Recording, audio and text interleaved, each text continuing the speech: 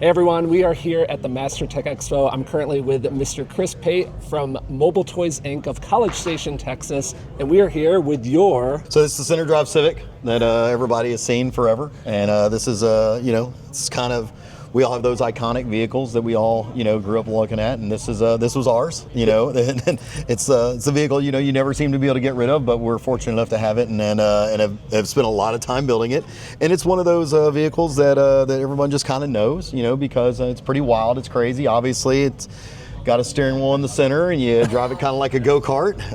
It's what I would consider probably the first iteration of really a listening room on wheels, okay. And that was always the deal, was to build a like a listening studio with near-field monitors. Yeah. That was always the joke. It was kind of those things where, guys, we would joke, when us SQ nerds were all hanging out and doing competition stuff, and we'd like, man, he goes, someone should just put the steering wheel in the middle and put a couple of studio monitors in there. And I think it was Mickey Baronis that would always, we'd joke as that if we were going to IASCA and USAC events. And he said, man, one day somebody's going to do that. And then one day, I just felt like cutting the car up, and it was already kind of halfway there because me and Gary Biggs had done it previously on another version of the car, and I said, you know what, let's just do it, and get some steel, get some hardened drive shaft material, and you just start going to town, get a square and a welder and a plasma cutter, and sometimes you end up with something like this. So for those of you that don't know, Chris is a master fabricator by far. We're going to give you guys all the details. We're going to walk from the back to the front of this thing. But real quick, what year model? So it's a 2000 Honda Civic. 2000. So it's a 2000 Honda Civic hatchback. Yeah. And like going back a little bit, when did you first acquire the car and start this build? I bought the car, and I've had the car since 2001. Okay. So original owner. Original owner of this car. I got it in 2001, and it's, I think it was only street driven for maybe 6 months. It's been an SQ car its entire life in some version. It's had, I guess, 8 different versions of the system in it. These people's just going to walk up in the middle of this. We're in the middle of a video.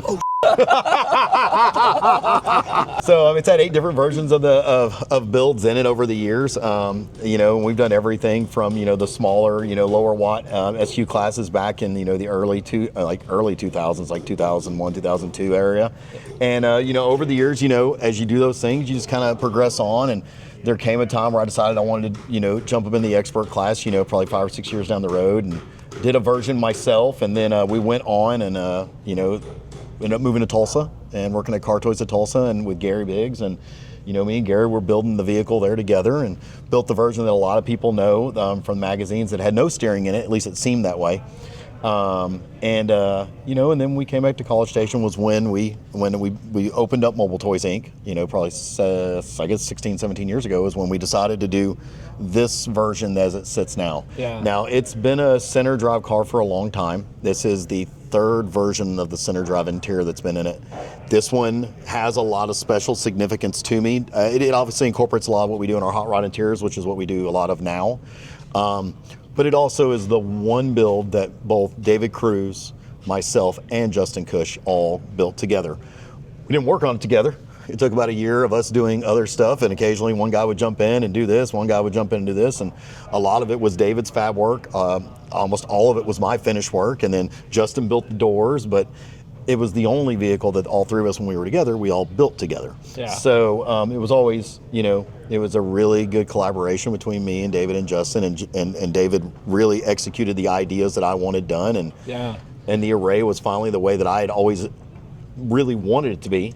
And so this car, being the way it is, it's special to me because it's just important. I can tell it's special to you. It's almost like a testament to your career. Like there's been multiple generations. You've worked with multiple different people over the years on this vehicle, and man, it is super sick. I'm excited to take a listen. Yeah. And we are going to let's go through the gear really quick. Before we do that, can you explain to the audience why even have a center listening position? What's the advantage there? So if you ever you just listen to music at your house, we joke all the time that the most mediocre middle of the road pair of 6 tweet bookshelves is better than 99% of what we listen to in our cars. And the reason that is because you have a nice seat, you're equidistant from the monitors, there's minimal to no reflections, and all the things are controlled. There's not a big crazy spike up and down in power. There's all these things that are variables in a car that are not when you're in the middle and you're in a small room. So the cool thing about that is to try to translate that to the car. Well, in a car, we're always off to the left. And then there's all these different materials and reflections. There's glass real close, there's plastic real close. There's all these things that just cause physical issues that alters the physics of doing music in cars. So the goal in building a center drive car is to try to minimize that and to try to take some of that idea and translate it to the car. At the end of the day, there's still a whole lot of issues. I would love to tell you that it makes it super easy. And in some aspects, it simplifies things, but the amount of work it takes to accomplish it, and then everything that goes into it, there's still a ton of tuning that has to be done to make it work. And you're trying to build home cabinets in a car. Well, that's really hard. You can't just put a big square block in there. It doesn't work if you're trying to build a cool looking interior that has some design flow from front to back. Yeah. So it takes a lot to do that, but that's the design. The whole concept is to try to take those aspects from being in a small room in a 2-channel setup and then put it in an automobile. Gotcha. And that's the cool part. It definitely simplifies some issues. It creates its own issues. The reflections, they're just different reflections because now the drivers are in different spots. Hopefully you've minimized them and stuff that you can work with. And the one thing I tell everybody, if you're going to do something like this, and some of my friends that are either have done them or are messing with them or have done it, it's like the number one thing is the sound comes first. Nothing else matters. Mm-hmm. So you do your speaker placement, do your seating placement first, because that's what matters. You don't cut a car up and do something silly like this unless you're doing it to make it sound as good as humanly possible. Yeah. So, it's always been my mindset with the vehicle. So. Love that. So we got to take a closer look at all the fabrication, and let's do that now. All right, so Chris, let's start with the subwoofers here, if that's all right with you. So it's my two favorite subwoofers that have ever been built. These are a pair of the Raven XL from Orca Design. It's a pair of Raven XL12s. In my opinion, in my humble opinion, probably the two best subwoofers they've ever done, I think, or that anyone's done. The Raven XLs are amazing. I know they have a new version coming out this year, but I can't express enough that these are like kind of those unicorn woofers. Yeah. Fantastic driver, works good as a home driver or in a car.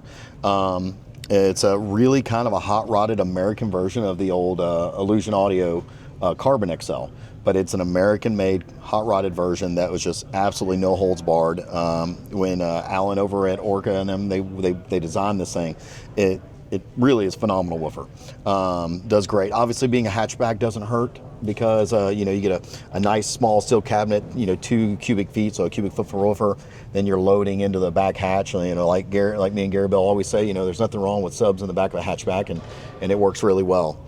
For amplification, you can never go wrong with Mosconi Pro amplifiers. They're my favorite. Yeah. And we have quite a few in here. We have quite a few. If you didn't notice. I'm a fan. So is it 6 total? 6 total, yeah. Okay, 3 on each side. Give us the rundown. So you got 2 large steel amp racks behind all this. First thing to understand is that all this cool structure and leather and composite plastics that's been molded and 3D milled and 3D printed and built is all sitting on a steel structure below it. It's a 1x1 steel tube structure, and like we talk about in a lot of our classes, over at Mobile Solutions, you can't build anything without a strong foundation. Yep. So the 6 amplifiers in there are 2 Mosconi Pro 430s. Each one of those Pro 430s, which is the big ones in the middle, are bridged out. They are left and right. You have a 3.5 on one set of channels and a tweeter on one set of channels. I am 100% live in the world of overkill is underrated. It matters. And someone's like, man, your tweeter's never going to see that power. They're right. It won't. The frequency band won't let it. It's not the point that you're basically creating all that headroom. The amp the tweeter's never going to see distortion, never going to, it's never going to get hot. It's never going to be a problem. And it really just allows the amp to flow naturally and to just be really wide open all the time with no gains cranked up. Yeah. So moving on from there, you've got 4. Wait, so real quick, I think you touched on it too. Everything is separated left and right. It is left. It's a full left and right, completely separated to get as much channel separation as humanly possible. Yeah. So So obviously you got a 430 left, 430 right. You know, you got the 3 and the tweed on each one, which will go into what's in the front stage in a minute. Cool. You have 4 of the Pro 210s. And these are the guys here, yeah, one capped on each end. Okay. Okay, so each one of each 210 runs each one of the 12s. Okay. And then each one of the other ones are bridged out and run the 8s in the front. So, right. Yeah. We've got to talk about those in a second for sure. But really quick, what do we have going on processor-wise? Processor-wise is an Aero 8 to 12. That's the new Mosconi Aero 8 to 12 processor. In my opinion, one of the best processors you can buy. Fantastic sounding unit. Lots of ability with using Barney and some of the, automatic, or I don't know if AI is the right word, but automatic controls for tuning that allows us to do things that we were never able to do back in the day. Yeah, things are more efficient. Streamlined. But a fantastic unit. We are using all Tributaries 9000 series cables throughout the deal, which is a solid silver solder cable. Nice. Fantastic cables. But yeah, the Mosconi is really kind of the brain, because there's really not an actual traditional head unit in the vehicle. So the Mosconi really kind of, So what do you use for your source? Are we about to see that up in the middle? Oh yeah. Yeah. I think we should move on up front. Anything else to add here at the back? I mean, you totally. It's looking to install. completely wrapped in all Italian leather. Really? So yeah, it's all Italian leather. It's from Relicate. Fantastic material. It's a nice deep brown color, which is I'm partial to. So yeah, and it looks great in the car. So for sure. Yeah, and obviously you can change the colors of the all the LEDs. You would. Yeah, they're all programmable, so you can actually do all that junk. Yeah. I think you got a thing for this color. Right? I do. It's we call it Tron, that Tron look. The Tron look. All right. Yeah, I see that. Yeah. All right. Yeah. Let's move on up front. Yep. So up front you've got 8WM from Focal, from their Utopia M profile line. You have and that's down to probably about, from where you see this baseline here, it's probably about 4 inches up, and then above that is a 3.5 WM, and then a TBM up high behind the what I say the curtain, but the grills. They are completely home audio. So the AWM is actually a vented cab, so it's gonna vent to the outside of the car. The 3.5 is a sealed cab, and so is the tweeter. The tweeter's in there, all in individual cabinets. Are they, like, if you were to take off the grill, are they aligned, or? They are perfectly aligned. It is an on-axis home cabinet. So if the pieces were off, it would look completely like in a vertical array on each side. Yeah. So they're laser aligned to the listening position, which is the seat you see there in the middle. And they're optimized for listening. So before the interior was ever built, the seating position was done, the driver placement was done, and we sit in here with some amps out on a listening table and powered up, and we take a listen. And you move drivers around, and that's a little bit old school way. There's some computer stuff that we do now that we also used back then to analyze some of the reflections we're going to see, some of the if there's some reflections that will cause major issues, because you want to know that ahead of time, because maybe that's not the best position. But in the case of what we were trying to do in this car, this was the best way. So love that. Yeah, that's so cool. Okay, let's I mean, how do you drive this thing? So that is the deal. So everyone assumes that that there is it's like, oh man, there's no steering in it. But in all honesty, to get it out of the building, it does drive. It gets pulled on and off a trailer. I actually drove it around the building. Made a cool little steering wheel, but everyone's like, where's it go?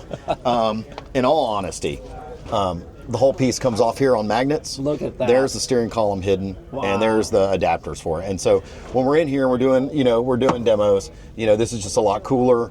The source unit is an Astel & Kearns SP2000, which I'm a big fan of their stuff. I mean, I like to say it's the most expensive MP3 player on the planet. It's really not. It's all lossless files, but we joke about it all the time. But I mean, and they actually have new models now that are more expensive than this guy. But what is the? That's an SP2000. No, what's the cost on that? I think those run about. I know the SP2000s back in the day were right at $3,600. Yeah. I think the new ones are around $3,600 to $3,900 for like the SP3000 and the 3000T. Okay. Which honestly, Matt turned me on to them. And Matty's always been a big. Matt Schaefer's always been a big proponent of them. Yeah. And they work great. So nice. Yeah. What's the signal path look like? So the signal path is direct out. It's an AudioQuest cable running direct to the Mosconi processor. Yep. And it just inputs 2 channels in. As far as for any controlling of the processor, like if you need to adjust sub bass for the room or something like that, that's done with the the RCD from Mosconi there, which allows us to change processor presets, adjust subwoofer level, mess with balance to fade if we need to isolate something quickly. We can do it from there. Okay. Controls for the vehicle and the system are actually inlaid down on the floors. We did inlay a lot of some of the nicer muslin carpet here that we use in a lot of our hot rods, so people can step in to get in the car. And before, in different versions of the vehicle, it's been really difficult to get it out because you have to step across something. People don't want to tear up leather. What? Oh, was it? It was all leather previously. Yeah. So it used to be all leather. So different versions, we've changed it over the years, and this is one of the things that me and David had talked about, that we had to integrate places for people to step, so people weren't afraid to step into it. Makes sense. Vehicle controls over here. Obviously, it has a complete electronic shifting mechanism that we built in house using an actuator, and that's controlled here. And then to turn the vehicle on and start it, obviously ignition is there. You can hear it engage the relays, and then this starts the vehicle there. What about on this side? And that side there, one switch is dedicated for lighting, one is dedicated for turning the system on, and the other two are for the windows. So, nice. Yeah, just in case you need to go through the drive-thru and get a cheeseburger or something. Love that. Yeah.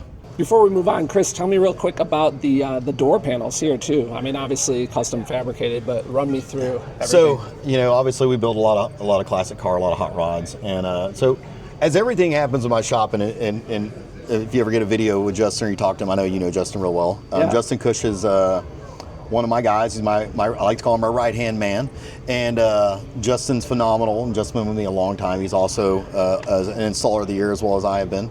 And, as Justin can attest, with everything that we do, things just have to get done. And the team that we've assembled that all work really understand, when it comes down to, I like to call the nut cutting, or the wire, just like Brian has taught us, it's time to finish it, let's get it done. Justin got thrust into doing this. Justin had actually not worked on anything else in this car, and I was finishing up all the rest of the panels. David was busy working on, I think, a Camaro at the time that had to get done, so he couldn't move back to help me. The door panels had to get done, so Justin jumped in here and had to whip this out. So he does his quick rendering, does his process, and within a week, these are done, and they're phenomenal. They're actually some of the best looking doors I've ever seen. Yeah. Was able to integrate, this is a set out of I think a 2010 or 2012 Honda Civic handles. We just flipped them. 3D nice. printed grab, and then everything else is 3D milled. Yeah. So, and it's the same process that we do on our hot rods is integrated here. Brought some stitch work in, so that's the stitching that's in the seats brought in, obviously the same leather, Alcantara, which we have in the rest of the vehicle as well, and just a phenomenal. And then obviously the lights. Yeah, Justin is a master at lighting. He is. Justin is absolutely fantastic. And that happens to be one of the classes that he covers here frequently. At Yeah. Master lighting techniques. Yeah. So,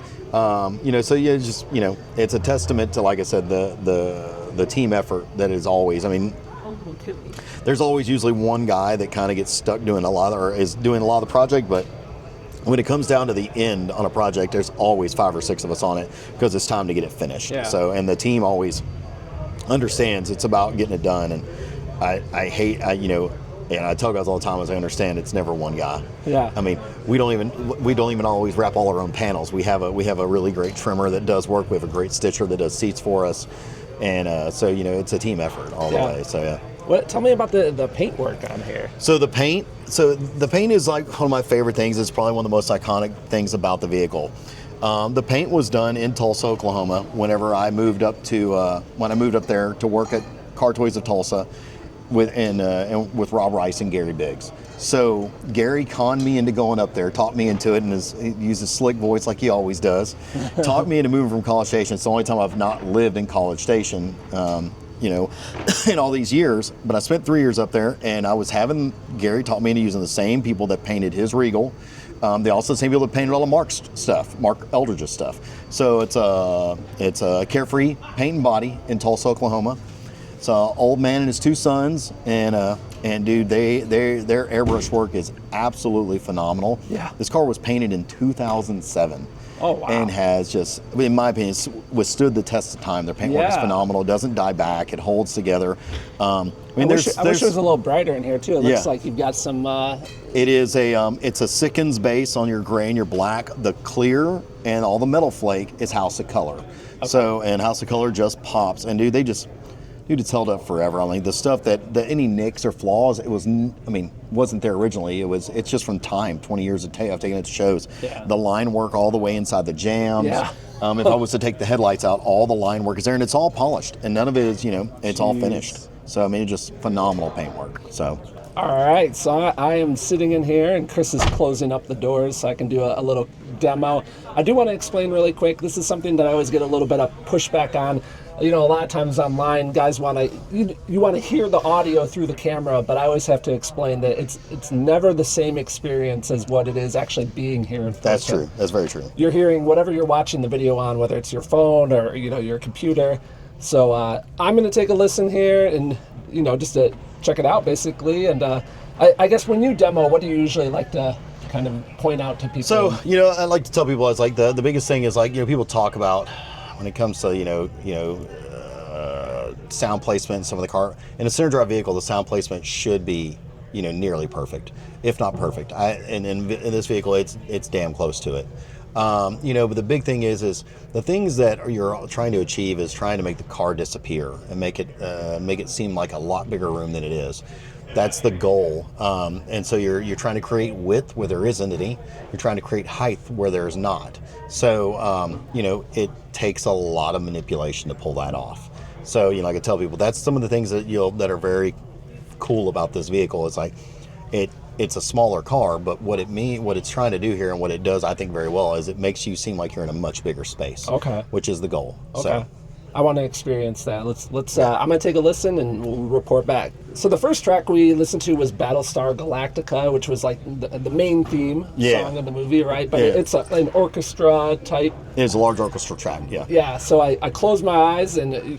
You're right. It definitely feels like. I mean, this is a small vehicle. It is. It feels way bigger than what you're actually sitting in. So that was cool.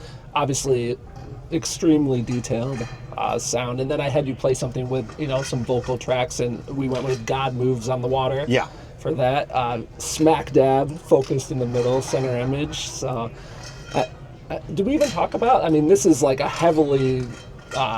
Award-winning car. How many awards has this?